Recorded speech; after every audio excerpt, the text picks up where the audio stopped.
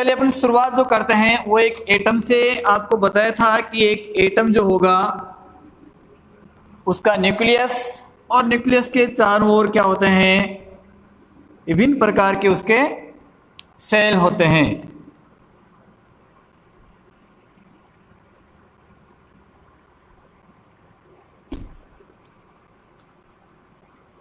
इन सेलों को अलग अलग नाम से जाना था कि इसको ऊर्जा स्तर भी कहा जाता है, इसको प्रिंसिपल नंबर मुख्य क्वांटम संख्या भी कहा जाता है।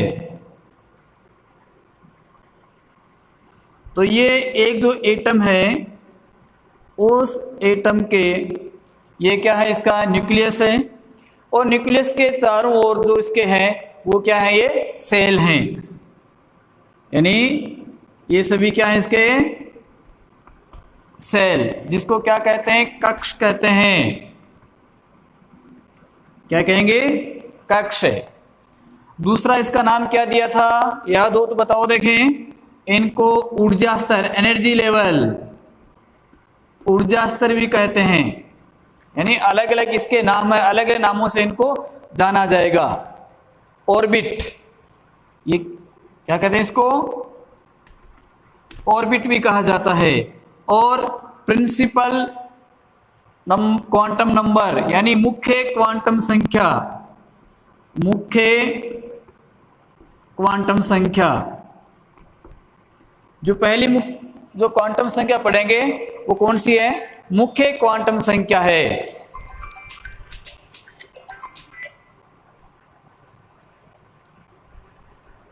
मुख्य क्वांटम संख्या, इस मुख्य क्वांटम संख्या को अपन n के द्वारा डिनोट करेंगे। मुख्य क्वांटम संख्या को किसके द्वारा डिनोट किया जाएगा, n के द्वारा इसको डिनोट करेंगे। और मैंने आपको इसमें बताया था कि जो विभिन्न प्रकार के सेल हैं, ऑर्बिटल हैं, उनके जो क्वांटम संख्याओं की हमने नंबरिंग की थी। नंबरिंग के लिए क्या किया था कि K, L, M और N, K, L, M और N के रूप में ये इसका आपने नंबर दिया था। यानी इसका संकेत यूं कहें कि जो मुख्य क्वांटम संख्या n है उसके लिए संकेत क्या लिखे थे, K, L, M और N। और गणितीय रूप इसका जो लिखा था वो वैल्यू क्या थी, K बराबर 1 लिखा था, L बराबर 2, M बराबर 3 और N बराबर क्या लिखा था, 4 लिखा था। ये आपके ऊर्जा स्तर की जानकारी देती है। जो इलेक्ट्रॉन्स हैं वो इलेक्ट्रॉन किस ऊर्जा स्तर में है, उन सब के बारे में यहाँ पर जानकारी अपन देखने को मिलती है। ठीक है, यानी वापस जो अपन चीज कर रहे हैं वो बेसिक स्तर से कर रहे हैं कि आपको जो चीज बताई जाए वो अच्छी प्रकार से समझ में आ जाए। तो आपका एटम, न्यूक्लियस, सेल, जिसको किस किस नाम जानते हैं, सेल कहते हैं, कक्ष कहते हैं, एनर्जी लेवल, ऑर्बिट या मुख्य क्वांटम संख्या। मुख्य क्वांटम संख्या उसका किसके द्वारा डिनोट किया जाएगा, n के द्वारा डिनोट करेंगे। सांकेतिक मान इसका क्या होता है, K, L, M, N होता है। और K बराबर क्या होता है, 1, L बराबर 2, M बराबर 3 और N बराबर 4। इसका ये कौन सा मान होता है, गणितीय इसका मान होता है। अब उसके बाद में देखो, ये तो पहली क्वांटम संख्या हो गई आपकी, प्रथम क्वांटम संख्या, और जिसके इस प्रकार से मान होते हैं, ये याद रखने हैं। अब दूसरी जो क्वांटम संख्या है वह आपकी है एलिजेथम, या यूं कहें दिगंसी क्वांटम संख्या। कौन सी, दिग्वंशी या दिगंसी क्वांटम संख्या। क्वांटम संख्या इसको डिनोट किया जाएगा L के द्वारा। अब देखिए, जो एटम है उस एटम में आपके जो सेल हैं उस सेल में फिर क्या पाए जाते हैं, सब सेल पाए जाते हैं। यानी सेल में क्या होंगे, सब सेल होंगे। इसमें सब सेल,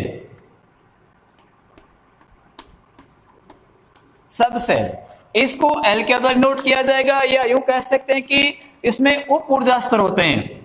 क्या होंगे, उप ऊर्जा स्तर होते हैं। सबसे पहले क्या होता है, ऊर्जा स्तर होता है। ऊर्जा स्तर में फिर आपके क्या है, उप ऊर्जा स्तर उपस्थित रहते हैं। और इसको किसके द्वारा डिनोट किया जाएगा, एल के द्वारा डिनोट किया जाएगा। यहां पर जो एल का यदि आप मान देखना चाहें, एल की वैल्यू देखना चाहें, तो एल का जो मान है वह आपका 0 से लेकर n-1 तक होता है। यानी इसका मैंने मान क्या बताया, 1 2 3 4 बताया। इसी प्रकार से आपका जो एल है दिगंशी क्वांटम संख्या, इसका मान कहां से कहां तक, 0 से क्या होगा, n-1 तक होगा। यहां पर n आपकी क्या है, मुख्य क्वांटम संख्या है। तो उस आधार पर इसमें जो आपके सेल हैं, सबसेल हैं, वो कौन कौन से हैं, एल बराबर देखो एस पी डी और F, S P D F.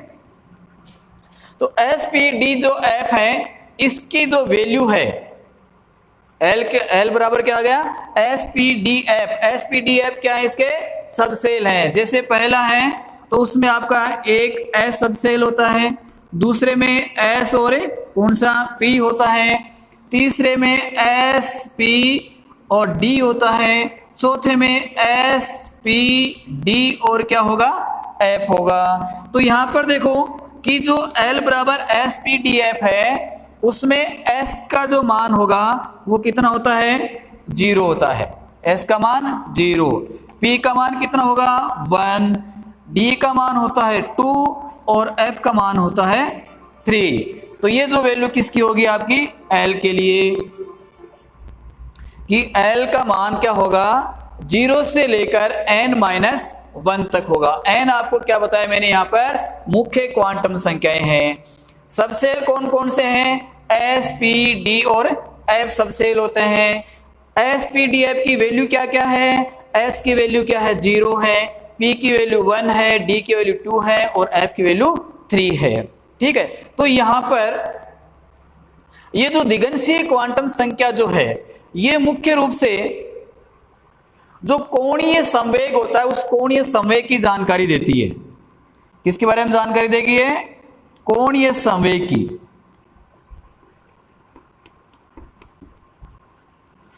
तो कोणीय संवेग की आपको जानकारी प्राप्त करनी है, तो वो किसके द्वारा दर्शाई जाती है, दिगंशीय क्वांटम संख्याओं के द्वारा दर्शाई जाती है। ये दूसरी क्वांटम संख्या हो गई। उसके बाद नंबर 3, तीसरे नंबर पर आती है आपकी, वो है चुंबकीय क्वांटम संख्या, मैग्नेटिक क्वांटम नंबर। तीसरी कौन सी है, चुंबकीय क्वांटम संख्या।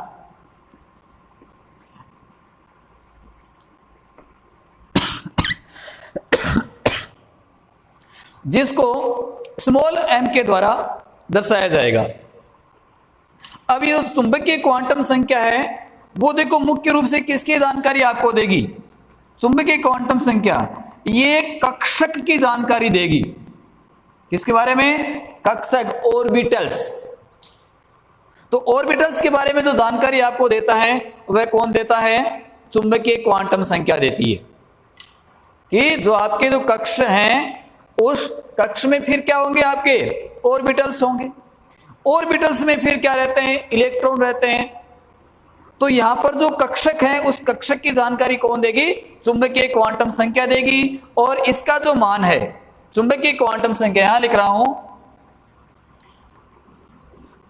कि जो चुंबकीय क्वांटम संख्या है,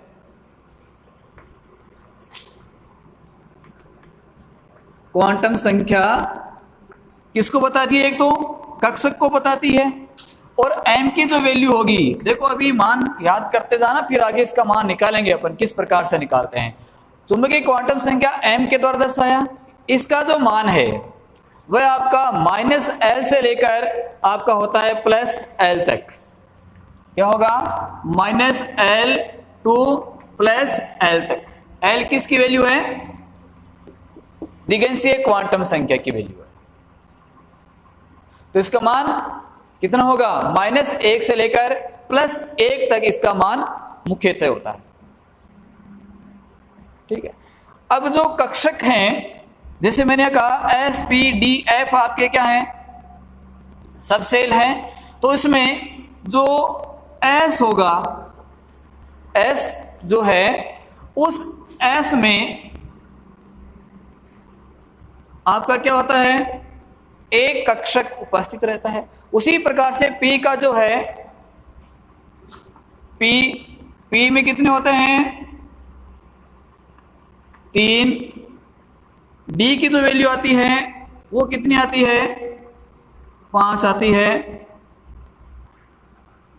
और जो एफ है, एफ की वैल्यू में कितना आएगा, ये 7 आएगा।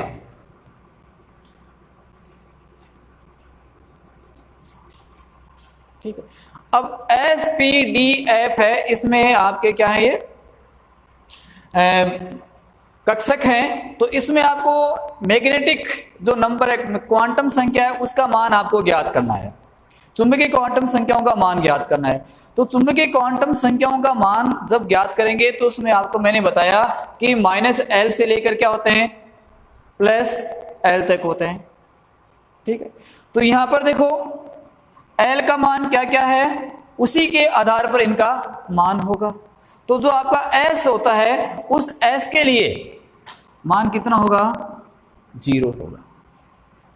तो S की जो L की वैल्यू कितनी है, S के लिए L की वैल्यू कितनी है आपके यहाँ पर, S के लिए L की वैल्यू बताओ कितनी है, S के लिए L की वैल्यू 0 है। P के लिए वो कितनी है, 1 है। D के लिए 2 है। और F के लिए वैल्यू कितनी है आपकी, 3 वैल्यू है। देखिए कि जो एस पी डी एफ है, उसकी एस की एल वैल्यू, ये किसकी वैल्यू लिखी है मैंने, एल की, एल 0 है, पी का 1 है, डी का 2 है और एफ का कितना है, ये 3 है। तो उस स्थिति में यहां पर 0 के लिए, इसके लिए क्या आ जाएगा, 0 वैल्यू आ जाएगी। पी का मान जब 1 है, यानी एल का मान जब 1 है, तो इसका मान 0 से लेकर कहां तक होगा, प्लस तक होगा। 0 से लेकर प्लस तक इसका मान होगा। तो इसके लिए कौन कौन से मान हो जाएंगे, -1, 0 और प्लस का 1। L का मान, M का मान किसके बराबर, L के मान के माइनस से लेकर प्लस तक। तो P का मान कितना, 1 है, तो इसके कितने हो जाएंगे, -1, 0, प्लस का 1 हो जाएगा। इसी प्रकार से D है, L का मान आपका इसमें कितना है, 2 आ रहा है, तो इसके 2 धनात्मक मान भी आएगा और 2 ऋणात्मक मान भी आएगा। यानी वैल्यू कहां है, -L से लेकर +L तक। तो कितनी आ गई, -2, -1, 0, 1 और ये 2। ठीक है। कुल कितने मान हो गए इसके, 5 मान हो गए। कहां से कहां तक, -1 से लेके +2 तक। देखो F है, F के लिए 3 है, तो 3 जब होगा तो कहां से हो जाएगा, -3, -2, -1, 0, 1, 2 और 3। तो उसके 7 मान हो गए। तो इस प्रकार से अपन क्या करेंगे कि जब आपको दिगंशी क्वांटम संख्या का मान याद है, तो उसे किसका मान ज्ञात कर लेते हैं, चुंबकीय क्वांटम संख्याओं का मान ज्ञात कर लेते हैं। क्योंकि चुंबकीय क्वांटम संख्याओं का मान कितना होता है, -L से लेकर +L तक इनका होता है। ये तीसरी क्वांटम संख्या हो गई। उसके बाद अगली जो चौथी क्वांटम संख्या है, उस क्वांटम संख्या को कहा जाता है स्पिन क्वांटम नंबर। चौथी जो क्वांटम संख्या है वह आपकी कौन सी है, वो स्पिन क्वांटम संख्या या चक्रण क्वांटम संख्या। ये देखो आपके यहां पर क्या बना दिया, कक्षक बना दिया। ठीक है। अब इन कक्षकों में क्या रहते हैं, इलेक्ट्रॉन रहते हैं। कक्षकों में क्या रहेंगे, इलेक्ट्रॉन रहेंगे। अब इलेक्ट्रॉन उसमें क्लॉकवाइज हैं या एंटी क्लॉकवाइज हैं। जो कक्षक हैं उनमें इलेक्ट्रॉन क्लॉकवाइज हैं या एंटी क्लॉकवाइज हैं। इस स्थिति को दर्शाने के लिए चौथी क्वांटम संख्या है, उस क्वांटम संख्या को क्या कहा जाता है, चक्रण क्वांटम संख्या। क्या कहेंगे उसको, चक्रण क्वांटम संख्या कहेंगे। तो उसमें चुंबक की जो अगली जो क्वांटम संख्या चौथे नंबर की कौन सी है, चलो क्या कहेंगे इसको, चक्रण क्वांटम संख्या। चक्रण क्वांटम संख्या, spin quantum number, spin quantum number. इसमें क्या होता है, इलेक्ट्रॉन की किस प्रकार से व्यवस्थित है, इलेक्ट्रॉन की दिशा क्या है, क्लॉकवाइज या एंटी क्लॉकवाइज। यानी दो प्रकार से हो सकती है, यदि क्लॉकवाइज है तो इसको क्या करेंगे, ऐसे दर्शा देते हैं, और इलेक्ट्रॉन की स्थिति एंटी क्लॉकवाइज है तो उसको इस प्रकार से दर्शाया जाता है। यानी एक तो ये तीर का निशान लगा सकते हैं, दूसरा ये लगा सकते हैं। सुविधा के लिए क्या करते हैं, इसको ये एंटी क्लॉकवाइज के लिए और ये किसके लिए है, एंटी क्लॉकवाइज के लिए। ठीक है, तो इस इलेक्ट्रॉन के चक्रण को किसके द्वारा दर्शाया जाता है, चुंबक के इसके चक्रण क्वांटम संख्या, स्पिन क्वांटम संख्या के द्वारा इसको दर्शाया जाता है। इसकी जो वैल्यू होगी वो दो वैल्यू होती है, इसकी जो वैल्यू है वो दो वैल्यू होगी। कौन कौन सी, यदि ये क्लॉकवाइज है तब उसका मान होगा +1/2, और यदि ये एंटी क्लॉकवाइज है तब इसकी वैल्यू होगी -1/2। ये इसके दो मान होते हैं। चक्रण क्वांटम संख्या का मान क्या होगा, प्लस का 1/2 माइनस का 1/2 हो सकता है। ठीक है, यानी क्लॉकवाइज है तो प्लस में आएगी 1/2, और यदि एंटी क्लॉकवाइज है तो -1/2 के रूप में इसको दर्शाया जाएगा। तो ये अपनी 4 क्वांटम संख्या है और इसकी वैल्यू है। अब इसका उपयोग कैसे करते हैं वो आपको अभी बताऊंगा मैं। दोबारा देख लो एक बार, मुख्य क्वांटम संख्या जिसको सेल ऊर्जा स्तर भी कहा जाता है, ऑर्बिट जो होता है उसकी वैल्यू क्या होती है, KLMN के रूप में। मान इसका 1 2 3 4 होता है, 1 2 3 4 मान इसका। दूसरी क्वांटम संख्या दिगंशी क्वांटम संख्या है, जो सबसेल या उप ऊर्जा स्तर होता है। L के द्वारा इसको दर्शाया जाता है। L का मान 0 से लेकर n-1 तक होता है। n यहाँ पर क्या है, n आपकी जो मुख्य क्वांटम संख्या उसका मान है। तो L की वैल्यू क्या होती है, S के लिए क्या होगी 0, P के लिए 1, D के लिए 2 और F के लिए कितनी वैल्यू होती है, 3 वैल्यू होती है। कोणीय समय को दर्शाना हो तो क्या दर्शाएगी, आपकी दिगंशी क्वांटम संख्या दर्शाएगी।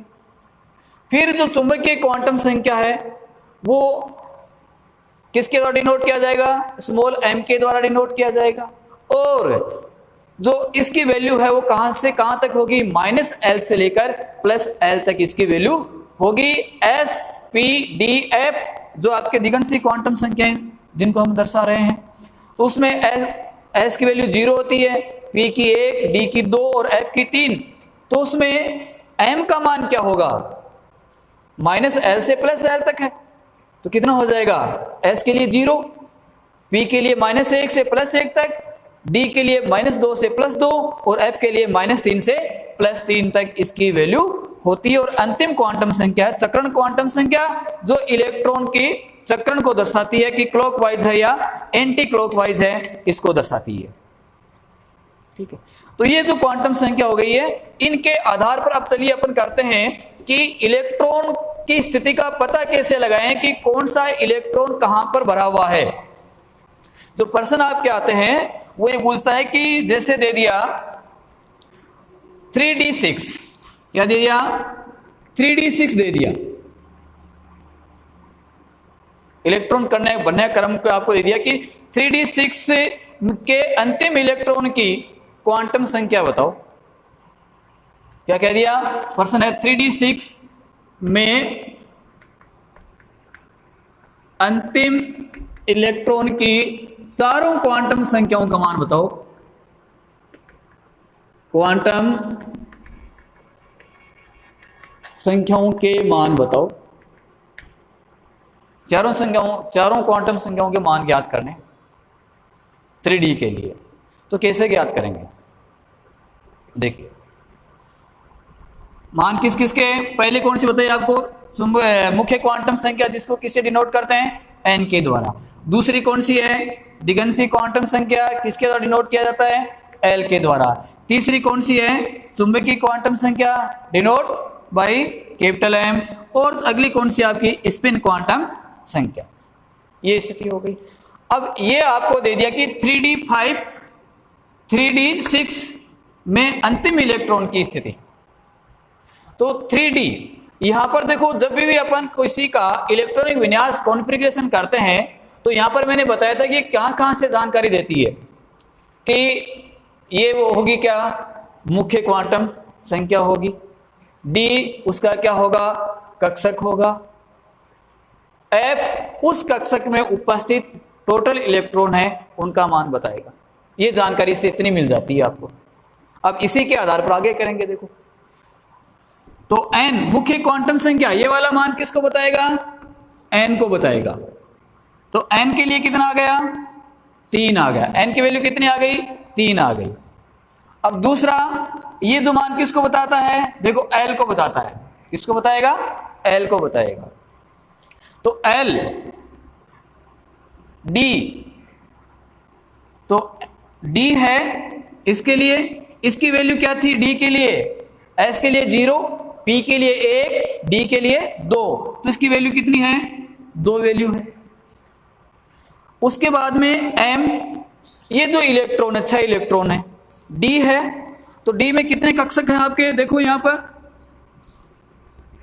5 थे, 1 2 3 4 और 5, यानी एम का मान निकालना, इसी से निकालना। एम का मान निकालोगे तो एम का मान क्या निकलेगा, देखो क्या बताया था, -L से लेकर +L तक। तो कितने मान हो गए, ये -2 -1 0 1 और ये 2, 5 मान हो गए इसके। ये एम के मान हो गए। अब एस का मान आपको बताना कि एस का मान कैसे निकालें। ठीक है, अब इसमें जो एम है उस कक्षक में कितने इलेक्ट्रॉन है, 6 इलेक्ट्रॉन। तो इसमें पहले इलेक्ट्रॉन भरेंगे। तो याद रखना कि जब भी आप इलेक्ट्रॉन भरते हो तो इलेक्ट्रॉन पहले किस क्रम में जाएंगे, एकांतर क्रम में जाएंगे। एकांतर क्रम में जब कंप्लीट हो जाएंगे उसके बाद उसका क्या प्रारंभ होगा, युग्मन प्रारंभ होगा। ये बात कही थी अपन ने। तो देखो इसमें कितने मेरे पास 6 इलेक्ट्रॉन है, तो पहले इनको क्या करूंगा मैं, एकांतर क्रम में इन इलेक्ट्रॉन को भरूंगा। तो ये देखो 1 2 3 4 और ये 5, कितने इलेक्ट्रॉन, 6 इलेक्ट्रॉन। छठा कहां आएगा, अब यहां पर युग्मन प्रारंभ होगा, युग्मन प्रारंभ होगा। तो इसकी वैल्यू कितनी आ गई, एम की वैल्यू यहां कितनी आ गई बोलो, एम की वैल्यू कितनी आ गई, अंतिम इलेक्ट्रॉन। अंतिम इलेक्ट्रॉन कौन सा, ये नहीं है, अंतिम इलेक्ट्रॉन कौन सा होगा, अंतिम इलेक्ट्रॉन। छठा इलेक्ट्रॉन कहां पर भरा गया, यहां पर भरा गया। छठा इलेक्ट्रॉन किस में भरा गया, -2 में। तो इसकी वैल्यू कितनी आई, -2। एस की वैल्यू, अब ये क्लॉकवाइज है एंटी क्लॉकवाइज, एंटी क्लॉकवाइज है, तो इसका मान कितना आ गया, -1/2, 1/2। तो इसके लिए चारों वैल्यू कौन कौन सी आ गई, n बराबर 3 आ गया, l बराबर 2 आ गया, m बराबर -2 आ गया, और s बराबर कितना आ गया, -1/2 आ गया। तो इस प्रकार से कोई भी जो इलेक्ट्रॉन है उस इलेक्ट्रॉन के लिए जो चारों क्वांटम संख्याएं हैं उसका मान ज्ञात कर सकते हैं। बोलो समझ में आई बात। चलो और एग्जांपल लेते हैं। ठीक है, 3d5 का, चलो इसी का ले लेता हूं मैं कि 3d5 है, उसके अंतिम इलेक्ट्रॉन की चारों क्वांटम संख्या बताओ। 3d5 के लिए अंतिम इलेक्ट्रॉन की चारों क्वांटम संख्या, तो देख लो n बराबर कितना, n बराबर 3, फिर l बराबर कितना, d के लिए l बराबर कितना होता है, 2 होता है। m बराबर कितना, 5वां इलेक्ट्रॉन, कौन सा इलेक्ट्रॉन, 5वां इलेक्ट्रॉन। तो इलेक्ट्रॉन आपने एकांतर क्रम में भरे ना, 1 2 3 4 5, तो m का मान कितना आ गया, देखो इसकी वैल्यू कितनी है, 2 है। और फिर s का मान, तो s क्लॉकवाइज है एंटी क्लॉकवाइज, क्लॉकवाइज है, तो s का मान क्या आ गया, +1/2। ये इसकी चारों क्वांटम संख्या हो गई। तो इस प्रकार से अपन क्या कर सकते हैं, किसी भी एटम्स के लिए चारों क्वांटम संख्याओं का मान ज्ञात कर सकते हैं। हो गए। चलो एक एग्जांपल और लो। फ्लोरीन के अंतिम इलेक्ट्रॉनिक क्वांटम संख्या बतानी है आपको।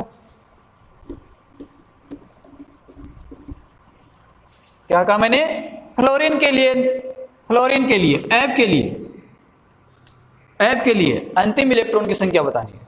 तो इसका आप पहले इसका जो इलेक्ट्रॉनिक विन्यास है वो आप नोट कर लो कि इसका इलेक्ट्रॉनिक विन्यास कॉन्फ़िगरेशन किस प्रकार से लिखते हैं। तो वो क्या था इसका, फ्लोरीन का 1s2 2s2 2p5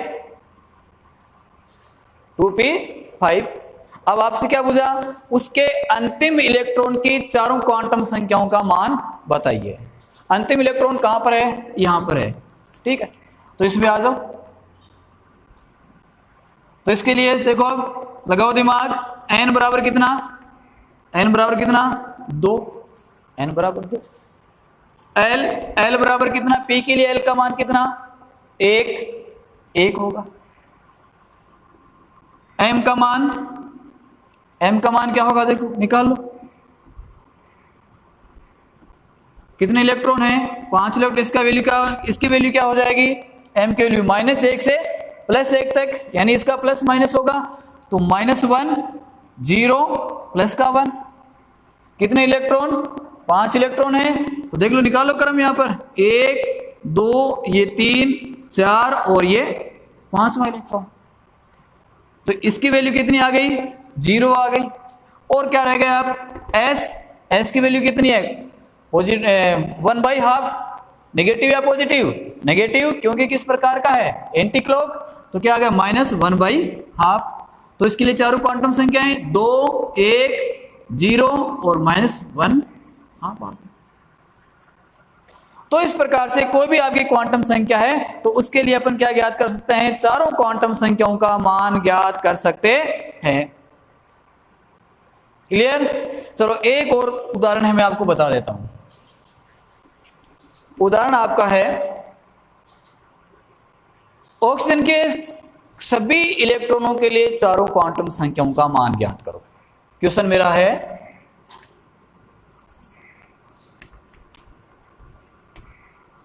ऑक्सीजन के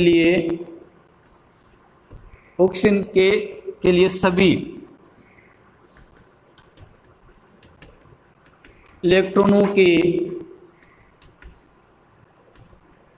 चारों क्वांटम संख्याएं ज्ञात करनी है।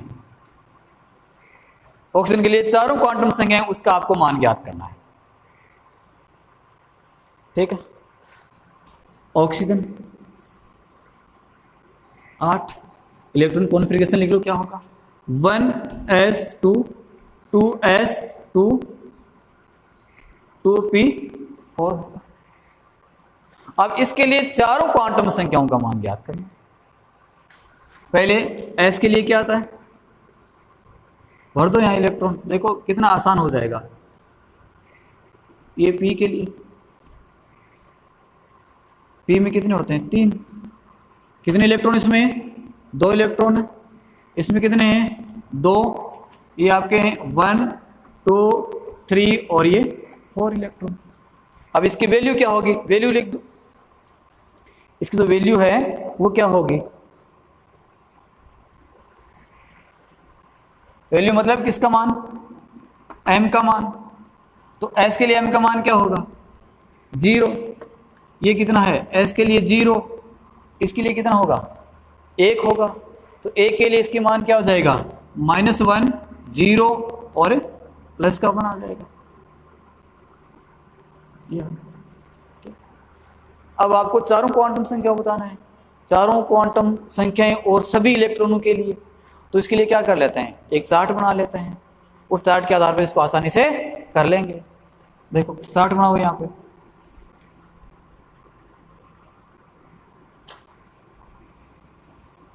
यहाँ पर क्या ले लेता हूँ, पहले मैं यहाँ पर इलेक्ट्रॉन कौन सा है, उसके लिए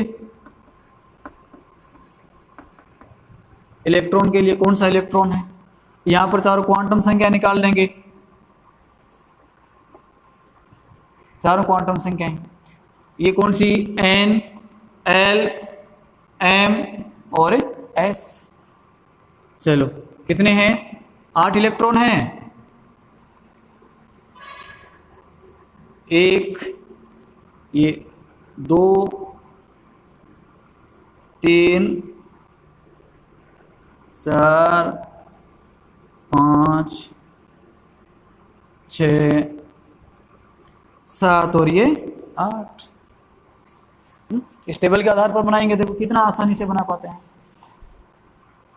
यहाँ पर कौन सा इलेक्ट्रॉन, ये फर्स्ट इलेक्ट्रॉन, ये second, third, fourth, fifth, sixth, seventh और ये 8 इलेक्ट्रॉन, 8वां इलेक्ट्रॉन। ठीक है, अब देखो पहला इलेक्ट्रॉन कौन सा है, ये वाला इलेक्ट्रॉन है इसमें। तो पहले इलेक्ट्रॉन के लिए s का मान, n का मान कितना, क्वांटम संख्या मान कितना है, 1 है, क्वांटम संख्या मान 1 है। जब वो किस में है, s में है, तो s के लिए l का मान कितना होता है आपका, 0 होता है, 0 होगा। फिर s का मान 0 है तो m का मान भी कितना होगा इसमें, 0 होगा। s किस रूप में रहेगा, s किस रूप में रहेगा, 1/2 पॉजिटिव के रूप में रहेगा। तो पहली चारों क्वांटम संख्या पहले इलेक्ट्रॉन के लिए आ गई, इस इलेक्ट्रॉन के लिए, है नहीं, ये वाले मान तो आ गए ना आपके। मान दोबारा देख लो कि n बराबर क्या आती है, मुख्य क्वांटम संख्या,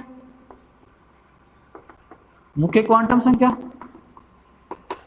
जिसका मान कितना होता है, 1 2 3 4। दूसरी है दिगंशी क्वांटम संख्या जिसका मान क्या होगा, जिसका मान s p d और f। s के लिए कितना होता है 0, p के लिए 1, d के लिए 2 और f के लिए कितना होगा 3 होगा।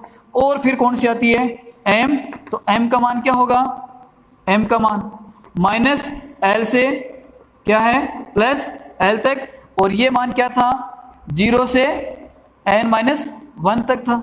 s का मान कितना होता है 1/, जब क्लॉकवाइज है, और जब एंटी क्लॉकवाइज है तो -1/2 होगा। ठीक है, ये अब आ जाओ किस इलेक्ट्रॉन पर, दूसरे इलेक्ट्रॉन पर। दूसरा इलेक्ट्रॉन ये है, तो उसमें n का मान तो कितना आएगा, 1 ही आ जाएगा। l का मान कितना आएगा, s के लिए 0 आएगा। ठीक है, और m का मान भी इसमें क्या आ जाएगा, 0 आ जाएगा। ये वाला मान इसके लिए करें ना दूसरे इलेक्ट्रॉन के लिए, तो दूसरा इलेक्ट्रॉन किस रूप में आ गया, एंटी क्लॉकवाइज के रूप में आ गया। तो इसका मान कितना हो गया, -1/2, ये हो गया। अब किस पे चले जाओ, तीसरे इलेक्ट्रॉन पर। तो तीसरे इलेक्ट्रॉन में क्या आ जाएगा, n का मान, तीसरा इलेक्ट्रॉन कहाँ है, इसमें है ना, ये पहला, दूसरा और ये आगे। तो इसके लिए s का मान, n का मान कितना है 2 है, s के लिए l का मान 0 होता है, m का मान भी 0, और पहला इलेक्ट्रॉन किस रूप में है क्लॉकवाइज, तो क्या आ गया 1/2 पॉजिटिव। फोर्थ इलेक्ट्रॉन ये आ गया, तो कितना 2 0 0, ये क्या आ गया -1/2 आ गया। अब किस में जाते हैं, पांचवें इलेक्ट्रॉन पर। तो पांचवा इलेक्ट्रॉन कहाँ है आपका, ये पांचवा इलेक्ट्रॉन है। तो पांचवें इलेक्ट्रॉन के लिए किसका मान लिखना, सबसे पहले n का मान, n की वैल्यू कितनी है देखो 2 है, तो n की वैल्यू कितनी आ गई, ये 2 आ गई।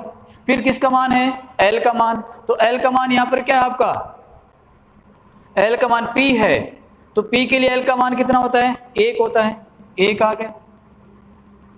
ठीक है, अब पहला इलेक्ट्रॉन है किस में है, इसमें है, तो इसके लिए किसका मान, m का मान। m का मान देखो इसमें कितना है, m का मान क्या है -1 है, ये क्या आ गया -1 आ गया। अब ये क्लॉकवाइज है एंटी क्लॉकवाइज, ये आपको बताना है। तो किस प्रकार का है, ये क्लॉकवाइज है, तो इसका मान 1/2 आ गया। अब छठा इलेक्ट्रॉन कौन सा होगा बोलो, छठा इलेक्ट्रॉन कौन सा होगा, ये नहीं होगा, पहले हमने क्या कहा एकांतर क्रम में भरेंगे। तो छठा इलेक्ट्रॉन कौन सा है, ये वाला है। तो इसके लिए मान लिखो क्या आ गया, ये 2, l का मान p के लिए कितना आता है 1 आता है। m का मान अब क्या है यहाँ पर, इसमें m का मान क्या आ जाएगा, छठे इलेक्ट्रॉन के लिए 0 आ जाएगा, इसमें है ना, तो ये मान 0। क्लॉकवाइज है एंटी क्लॉकवाइज किस रूप में है, ये अब क्लॉकवाइज क्या आ गया 1/2 पॉजिटिव का आ गया। सेवंथ इलेक्ट्रॉन, सेवंथ वाला ये है, तो इसके लिए भी देखो p का मान कितना, n का मान 2, l का मान वही 1, और m का मान इसमें कितना है 1 आ गया। और ये भी क्लॉकवाइज, तो 1/2। 8वां इलेक्ट्रॉन, 8वां कौन सा आएगा? ये वाला इलेक्ट्रॉन आएगा। तो n का मान तो वही कितना है? 2 है। l का मान कितना आएगा? 1 आएगा। m का मान कितना है? -1 है, -1 है। अब ये क्लॉकवाइज है एंटी क्लॉकवाइज, वो देख लो। तो एंटी क्लॉकवाइज तो -1/2 ही आ गया। तो इस प्रकार से अपन कोई भी आपका जो इलेक्ट्रॉन दे रखा है उस इलेक्ट्रॉन के चारों क्वांटम संख्याओं का जो मान है वो आसानी से ज्ञात कर सकते हैं, बेशर्त आपको ये जो बेसिक बातें हैं वो आपके दिमाग में हैं, आपने याद कर रखी हैं, बातें जो बताई उसको आपने इसी तरीके से याद कर रखा है। अब यहाँ पर देखो एक बात और है, कोई भी जो 2 इलेक्ट्रॉन है उसके लिए चारों क्वांटम संख्याओं का मान कभी समान नहीं होगा। आपने पढ़ा था पहले। क्या इसमें कोई भी 2 इलेक्ट्रॉन के लिए चारों क्वांटम संख्याओं का मान बराबर है क्या? देख लो, किसी में नहीं है। इन दोनों की तुलना कर लो, ये 3 मान बराबर है लेकिन ये क्या है? अलग मान है ना, अलग है। इन दोनों में देखो 3 मान बराबर, ये मान अलग है, एक पॉजिटिव का एक नेगेटिव का है। इन दोनों में 1 2, ये 2 और ये तीसरा, ये मान बराबर लेकिन ये बराबर नहीं है। ये इसमें देख लो, बाकी बराबर है, यहां पर बराबर नहीं है। तो कोई भी जो इलेक्ट्रॉन होगा उसके लिए चारों क्वांटम संख्याएं जो होंगे 2 इलेक्ट्रॉनों के लिए चारों क्वांटम संख्याओं का मान कभी बराबर नहीं होगा। ये अपन ने पहले पढ़ चुके हैं। तो इस आधार पर इसको हम बता सकते हैं कि ऐसा होता है, प्रूफ के साथ इसको बता सकते हैं। तो जो क्लास बताई है आपको जरूर समझ में आई होगी। क्लास को एक बार दोबारा आप देख लेना। कोई टॉपिक आपका रह जाता है तो मेरे को दोबारा कमेंट्स के रूप में बताना, मैं आपकी जो स्थिति है उसको क्लियर करूंगा। धन्यवाद।